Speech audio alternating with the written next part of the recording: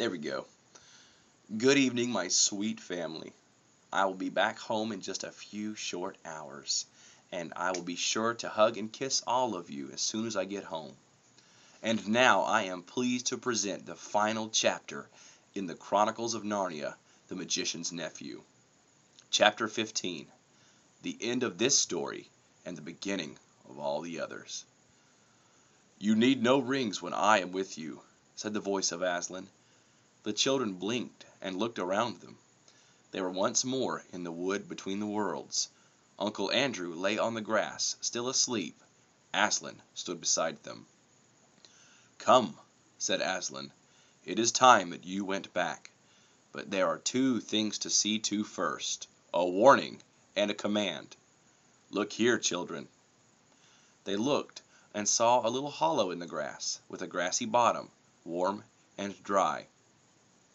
"When you were last here," said Aslan, "that hollow was a pool, and when you jumped into it, you came to the world where a dying sun shone over the ruins of Charn.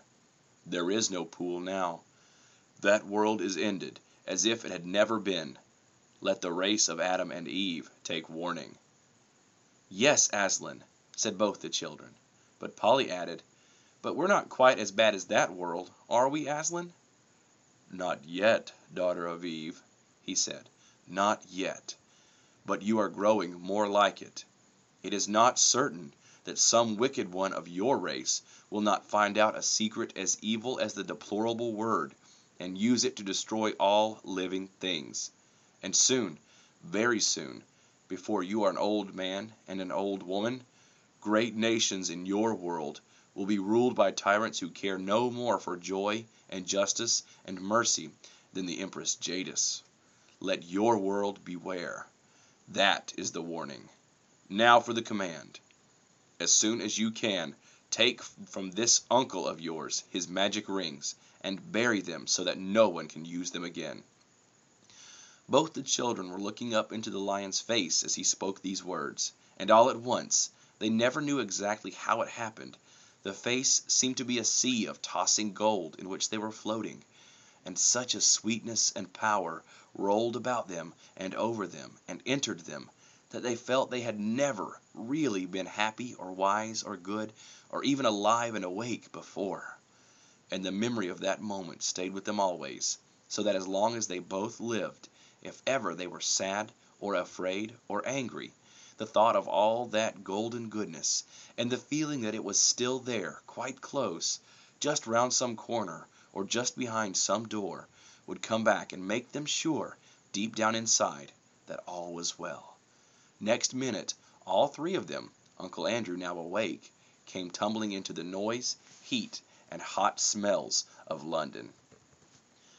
They were on the pavement outside the Ketterleys' front door, and except that the witch, the horse, and the cabby were gone, everything was exactly as they had left it. There was the lamp-post with one arm missing, there was the wreck of the hansom cab, and there was the crowd. Everyone was still talking, and people were kneeling beside the damaged policeman, saying things like, "He's coming round," or "How do you feel now, old chap?" or "The ambulance will be here in a jiffy." "Great Scott!" thought Diggory. "I believe the whole adventure's taken no time at all." Most people were wildly looking round for Jadis and the horse. No one took any notice of the children, for no one had seen them go or noticed them coming back. As for Uncle Andrew, what between the state of his clothes and a honey on his face, he could not have been recognized by anyone. Fortunately, the front door of the house was open, and the housemaid was standing in the doorway staring at the fun. What a day that girl was having! So the children had no difficulty in bustling Uncle Andrew indoors before anyone asked any questions. He raced up the stairs before them, and at first they were very afraid he was heading for his attic and meant to hide his remaining magic rings. But they needn't have bothered. What he was thinking about was the bottle in his wardrobe, and he disappeared at once into his bedroom and locked the door. When he came out again, which was not for a long time, he was in his dressing gown, or his pajamas, and made straight for the bathroom. "Can you get the other rings, Paul?" said Diggory. "I want to go to Mother." "Right. See you later," said Polly, and clattered up the attic stairs. Then Diggory took a minute to get his breath, and then went softly into his mother's room. And there she lay, as he had seen her lie so many other times, propped up on the pillows, with a thin, pale face that would make you cry to look at. Diggory took the apple of life out of his pocket. And just as the witch Jadis had looked different when you saw her in our world instead of in her own, Mountain Garden looked different too. There were, of course, all sorts of colored things in the bedroom: the colored counterpane on the bed, the wallpaper, the sunlight from the window, and Mother's pretty, pale blue dressing jacket. But the moment Diggory took the apple out of his pocket, all those things seemed to have scarcely any color at all. Every one of them, even the sunlight, looked faded and dingy. The brightness of the apple threw strange lights on the ceiling. Nothing else was worth looking at. You couldn't look at anything else. And the smell of the apple of youth was as if there was a window in the room that opened on heaven. "Oh, darling, how lovely," said Diggory's mother. "You will eat it, won't you? Please," said Diggory. "I don't know what the doctor would say," she answered, "but really, I almost feel as if I could." He peeled it and cut it up and gave it to her piece by piece. And no sooner had she finished it than she smiled, and her head sank back on the pillow, and she was asleep. A real, natural, gentle sleep, without any of those nasty drugs, which was, as Diggory knew, the thing in the whole world that she wanted most. And he was sure now that her face looked a little different. He bent down and kissed her very softly, and stole out of the room with a beating heart, taking the core of the apple with him. For the rest of that day, whenever he looked at the things about him, and saw how ordinary and unmagical they were, he hardly dared to hope. But when he remembered the face of Aslan, he did hope. That evening he buried the core of the apple in the back garden. Next morning, when the doctor made his usual visit, Diggory leaned over the banisters to listen.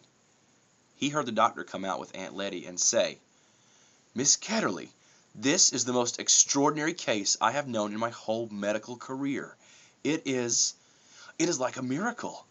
I wouldn't tell the little boy anything at present. We don't want to raise any false hopes. But in my opinion—" Then his voice became too low to hear. That afternoon he went down the garden and whistled their agreed secret signal for Polly. She hadn't been able to get back the day before. "What luck?" said Polly, looking over the wall. "I mean, about your mother." I think it's going to be all right," said Diggory. "But if you don't mind, I'd really rather not talk about it yet. What about the rings?" "I've got them all," said Polly. "Look, it's all right. I'm wearing gloves. Let's bury them." "Yes, let's. I've marked the place where I buried the core of the apple yesterday." Then Polly came over the wall, and they went together to the place. But as it turned out, Diggory need not have marked the place. Something was already coming up. It was not growing so that you could see it grow as the new trees had done in Narnia, but it was already well above ground. They got a trowel, which is a small shovel, and buried all the magic rings, including their own ones, in a circle round it. About a week after this, it was quite certain that Diggory's mother was getting better. About 2 weeks later, she was able to sit out in the garden. And a month later, that whole house had become a different place. Aunt Letty did everything that Mother liked. Windows were opened, frowsy curtains were drawn back to brighten up the rooms. There were new flowers everywhere, and nicer things to eat. And the old piano was tuned, and Mother took up her singing again, and had such games with Diggory and Polly that Aunt Letty would say, "I declare, Mabel, you're the biggest baby of the three."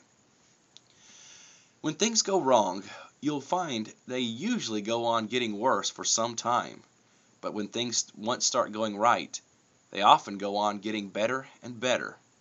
About 6 weeks of this lovely life, there then came a long letter from Father in India, which had wonderful news in it.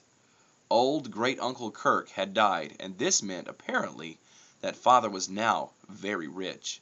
He was going to retire and come home from India forever and ever, And the great big house in the country, which Diggory had heard of all his life and never seen, would now be their home. The big house with the suits of armor, the stables, the kennels, the river, the park, the hothouses, the vineries, the woods, and the mountains behind it. So that Diggory felt just as sure as you that they were all going to live happily ever after. But perhaps you would like to know just one or two things more. Polly and Diggory were always great friends, and she came nearly every holiday to stay with them at their beautiful house in the country, and that was where she learned to ride and swim and milk and bake and climb. In Narnia the beasts lived in great peace and joy, and neither the witch nor any other enemy came to trouble that pleasant land for many 100 years. King Frank and Queen Helen and their children lived happily in Narnia, and their second son became King of Archenland. The boys married nymphs, and the girls married woodland men and river people. The lamp post which the witch had planted, without knowing it, shone day and night in the Narnian forest, so that the place where it grew came to be called Lantern Waste. And when, many years later, another child from our world got into Narnia on a snowy night, she found that light still burning. And that adventure was, in a way, connected with the ones I have just been telling you. It was like this. The tree which sprang from the apple that Diggory planted in the back garden lived and grew into a fine tree. Growing in the soil of our world, far out of the sound of Aslan's voice and far from the young air of Narnia, it did not bear apples that would revive a dying woman, as Diggory's mother had been revived, though it did bear apples more beautiful than any others in England, and they were extremely good for you, though not fully magical. But inside itself, in the very sap of it, the tree, so to speak, never forgot that other tree in Narnia to which it belonged. Sometimes it would move mysteriously when there was no wind blowing. I think that when this was happening, there were high winds in Narnia, and the English tree quivered because at that moment the Narnia tree was rocking and swaying in a strong southwestern gale. However that might be, it was proved later that there was still magic in its wood. For when Diggory was quite middle-aged, and he was a famous wise man, a professor, and a great traveler by that time, and the Ketterleys' old house belonged to him, there was a great storm all over the south of England which blew the tree down. He couldn't bear to have it simply chopped up for firewood, so he had part of its wood made into a wardrobe, which he put in his big house in the country. And though he himself did not discover the magic properties of that wardrobe, someone else did. That was the beginning of all the comings and goings between Narnia and our world, which you can read of in other books. When Diggory and his people went to live in the big country house, they took Uncle Andrew to live with them, for Diggory's father said, "We must try to keep the old fellow out of mischief, and it isn't fair that poor Letty should have him always on her hands." Uncle Andrew never tried any magic again as long as he lived. He had learned his lesson, and in his old age he became a nicer and less selfish old man than he had ever been before. But he always liked to get visitors alone in the billiard room and tell them stories about a mysterious lady, a foreign royalty, with whom he had driven around London. A devilish temper she had, he would say, but she was a fine woman, sir, a fine, fine woman. The end. I love you all. Good night.